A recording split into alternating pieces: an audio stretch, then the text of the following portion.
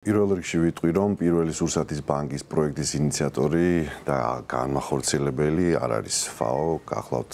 საქველმოქმედო ორგანიზაცია ENKENIA, რომელიც წლების მანძილზე საქველმოქმედო საქმიანობას ეწეოდა.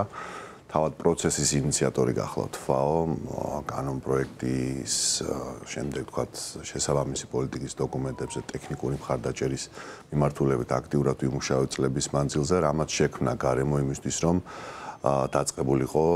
და განხორციელებულიყო სურსათის ბანკის ინიციატივები და დღეს უკვე სახეზე გვაქვს თბილისში პირველი სურსათის ბანკი. მეორე ხორციელდება და ემზადება ასევე ჩასაშვებად წყალტუბოში, დასავლეთ საქართველოში და შესაბამისად თავარი გახლავთ ის, რომ აი ამ პროცესისთვის წლების მანძილზე ევროკავშირის მხარდაჭერით ერთობლივად ვიმუშავეთ, რომ ეს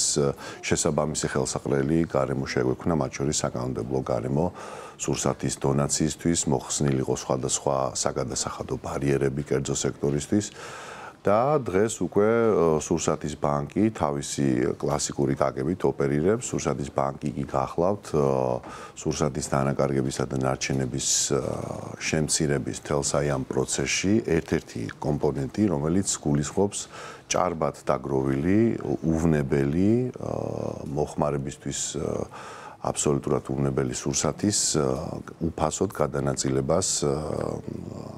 მოსახლეობის იმ ფენებზე, რომელთაც სურსათზე ხელმისაწვდომობის საჭიროება აქვს. რა შემთხვევაში ხდება სურსათის ბანკში? უფრო კარგად რომ განვარტოთ, რა იგულისხმება უვნებელ? დონაციის სხვადასხვა წყარო არსებობს, ეს შეიძლება იყოს პირდაპირ ჩვეულებრივად შესყიდული პროდუქციის გადაცემა სურსათის ბანკისთვის, ასევე მომხმარებლის მხრიდან, თუმცა და ეს მათ შორის ორგანიზაცია ENKENIA-ს მხრიდან უკვე იწყება, ასე ვთქვათ, საპილოტე აქტივობები, როდესაც ერთ-ერთ საცალო ვაჭრობის ქსელში სალაროებთან განთავსდება სპეციალური ყუთები, წარწერით სურსათის ბანკი და მოხმარებლებს, როდესაც შეისყიდიან გარკვეულ სასურსათო პროდუქტს, შეეძლებათ, რომ აი ამ ყუთში განათავსონ, ვთქვათ, სპეციალურად შეწირულებისთვის განკუთვნილი დონაციისთვის განკუთვნილი პროდუქტი და მეორე და ყველაზე მთავარი რისთვისაც მთელი ეს პროცესი დაიწყო ეს გახლავთ, როდესაც კერძო სექტორში იქნება ეს რიტეილი თუ ჰორეკა ჭარბად წარმოქმნილი სურსათი სხვადასხვა მიზეზის გამო რჩება დახლზე, ეს შეიძლება იყოს მაგალითად ვადის გასვლასთან ახლოს, ეს შეიძლება იყოს ვიზუალური, თქვათ, მცირედი, თქვათ, არასათანადო მარკეტინგული ვიზუალი პროდუქციის, ეს შეიძლება იყოს ხილი, ბოსტნეული და ასე შემდეგ. და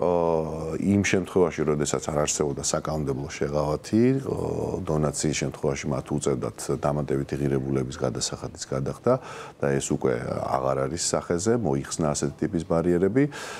შესაბამისად, მათ შეუძლიათ, რომ აი ესეთი კატეგორიის პროდუქცია განათავსონ, ანუ გამოყონ, ცალკე დაახარისხონ და შემდეგ სურსათის ბანკი მოახდენს მათ ტრანსპორტირებას და განთავსებას სურსათის ბანკის სასაწყობეს სივრცეში, რომელიც შემდეგ უკვე გადაუნაწილდებათ ბენეფიციარებს და მოსახლეობას. ამრიგად ეს გახლავთ, როგორც თავში ვთქვი, ერთ-ერთი რგოლი იმისთვის, რომ რა თქმა უნდა, პირველ რიგში უმთავრესი მიზანი არის, რომ პრევენცია მოხდეს სურსათის ნარჩენად გარდაქმნის და თქვათ, ყველა ზომა იქნას მიღებული, ყველას მხრიდან, ეს იქნება მომხმარებელი თუ საცალო ვაჭრობის ქსელი, რომ სურსათი არ მივიდეს იმ კონდიციამდე, რომ შემდეგ ეს გადაიყაროს, მაგრამ ამის მიუხედავად, აი ამ ზომების მიუხედავად, მაინც რჩება ჭარბად სურსათი. და აქ საუბარი გვაქვს ჩვენ დაბალი რისკის კატეგორიის სურსათზე და ამისთვის სპეციალური ჩამონათვალიც არის გაწერილი მთავრობის დადგენილებაში. მალფუჭება, არა, პირიქით, მალფუჭებადი მაღალ რისკს გულისხმობს, ანუ მაგალითად რძის პროდუქტები და ხორცს პროდუქტები ამ შემთხვევაში ვერ დაექვემდებარება დონაციას, იმიტომ რომ საერთოდ არ ექვემდებარება ესეთი პროდუქტები. არა, ამ ეტაპზე არ ექვემდებარება, ყოველ შემთხვევაში სანამდე სათანადო ინფრასტრუქტურა არ იქნება, მაგრამ დაახლოებით 25 დასახელების და კატეგორიის სურსათია გაწერილი დადგენილებაში, ეს არის ბურღულეული, მყარი შეფუთვის პროდუქცია, ხილბოსტნეული თავისთავად, სხვადასხვა ტიპის პურფუნთუშეული, თქვათ, აი მაგალითად კრემის გარეშე, რომ თქვათ, იქ უვნებლობის რისკები მაქსიმალურად იქნეს დაზღვეული და შესაბამისად ასეთი კატეგორიის პროდუქცია ხვდება სურსათის ბანკის სასაწყობე სივრცეში, რომელიც თავისთავად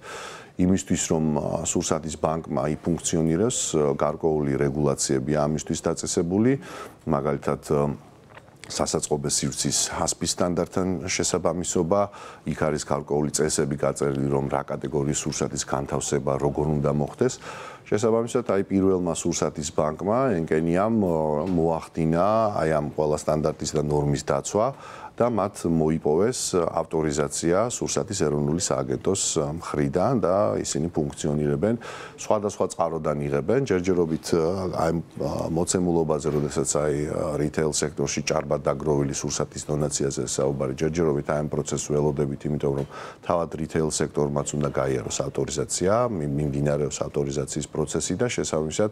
აი ამ დღეებში უკვე ჩვენ შემოგვიერთდება ამ პროცესში შემოუერთდება დახლებზე ჭარბად დარჩენილი სურსათიც აი ამ დონაციის პროცესს. აქედან გამომდინარე, ეს არის ძალიან მნიშვნელოვანი სიახლე მთელი ქვეყნისთვის და რეგიონისთვის, იმიტომ რომ საქართველოს არის რეგიონში პირველი ქვეყანა, ვინც სადაც ასეთი ტიპის საკანონმდებლო სივრცე შეიქმნა და ზოგადად ასეთი ინიციატივა დაიძრა. და ეს საჭიროებებს ეტაპობრივად დაკვირვებას თუ როგორ წავა, თქვათ, დონაციის პროცესი, რა რაოდენობის სურსათი აკუმულირდება რიტეილ სექტორში და შესაბამისად ჩვენ, რა თქმა უნდა, FAO უშუალოდ არ ახორციელებს ამ პროცესს. FAO რამდენადაც როგორც პროცესის ინიციატორი აკვირდება და მათ შორის მეთოდოლოგიური მხარდაჭერა თუ კი საჭიროა მაგალითად სურსათის ბანკის მენეჯმენტისთვის საერთაშორისო პრაქტიკების გაზიარება და ასე შემდეგ, ჩვენ ამას უზრუნველყოფთ, მათ შორის თანამშრომლობის ხელშეწყობა ევროპის სურსათის ბანკების ფედერაციასთან და ასე შემდეგ. მაგრამ ჩვენ, რა თქმა უნდა, პროცესში, როგორც ასე ვთქვათ, ვინარჩუნებს ეგრეთ წოდებული საზედამხედლო პოზიციას, რომ დავინახოთ, ვთქვათ, ქართულ რეალობაში, როგორ გაგრძელდება ეს ყველაფერი, რა დამატებითი საჭიროებები გაჩნდება იმისთვის, რომ რაც შეიძლება რაციონალურად მოხდეს სურსათის აკუმულირება სურსათის ბანკში და შემდეგ ეს გადანაწილება შესაბამის ბენეფიციარებს. სად დაინერგა ეს პროექტი ამ ეტაპზე? ეს პროექტი პირველი სურსათის ბანკი ჩვენ არ შეგვირჩევია, ეს არის ძალიან საინტერესო პრეცედენტი, თქვენ მოგეხსენებათ, რომ წყალტუბოში მიდიოდა პირველი და მიმდინარეობს პირველი საპილოტე პროცესის მომზადება და გარკვეული დრო დაჭირდა იმისთვის ამ პროცესს, რომ ავტორიზაცია და აღიარება მიეღოთ, იმიტომ რომ ცალკე აქ მუშაობს კანონი საქველმოქმედო საქმიანობის შესახებ და ეს საჭიროებს, რომ ერთწლიანი, ასე ვთქვათ, გამოცდილება კონდეს ორგანიზაციას საქველმოქმედო საქმიანობის, რომ შესაბამისი გადასახადო შეღავათები დაწესდეს, მაგრამ აი ამ საპილოტე პროცესის მომზადებისას თავად მოახდინეს ინიცირება ამ პროცესის აი ორგანიზაცია ენკენიამ. ეს არის ძალიან დიდი ენთუზიასტების გუნდი, რომლებმაც ბიზნეს სექტორთან ერთად მოახერხეს, რომ შეექმნათ ინფრასტრუქტურა, შეეკრიბათ გუნდი, მობილიზება გაეკეთებინათ მოხალისეთა ძალიან დიდი გუნდისთვის და როგორც ჩვენთვის ცნობილია, დაახლოებით 2000-მდე ბენეფიციარი ყავთ მათ თბილისსა და რეგიონებში. და ისინი ახდენენ სხვადასხვა კატეგორიის საქველმოქმედო საქმიანობას, აქ მხოლოდ სურსათზე არ არის საუბარი, მაგრამ იმისთვის რომ მათ გაეცათ სურსათი, აუცილებლად ჭირდებოდათ ავტორიზაცია, იქიდან გამომდინარე, რომ აქ გასათვალისწინებელია უვნებლობის საკითხები და მათ უნდა დაეკმაყოფილებინათ სტანდარტები, რომ თქვათ ის სასაწყობე სივრცე, სადაც სურსათია განთავსებული, ყოფილიყო უვნებელი და დაცული და მომხმარებლამდე ჯანსაღად მიტანილი.